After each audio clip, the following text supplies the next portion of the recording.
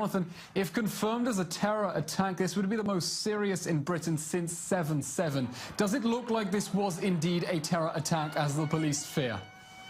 Well, at the moment, Greater Manchester Police are saying that they are treating this as a terrorist attack or a suspected terrorist attack until they know otherwise.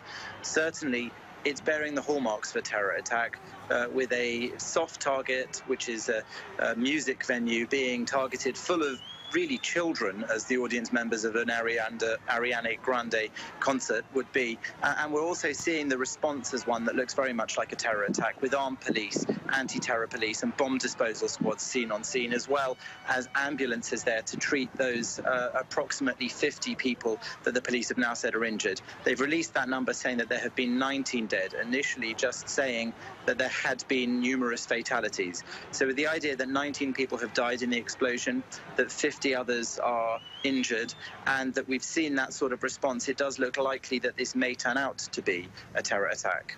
Jonathan, here in Israel, we're used to what is almost airport-style security at the entrance to concert halls and sports venues. What sort of security do venues in the UK have against possible terror attacks?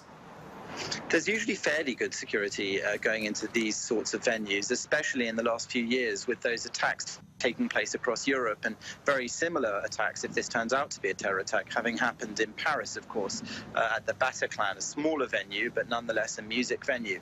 Music being something which is sometimes targeted, any gathering of large groups of people, also a potential target. So we do see security, but it's obviously not quite as tight as in countries like Israel. There's not always a metal detector. Usually there is some sort of check.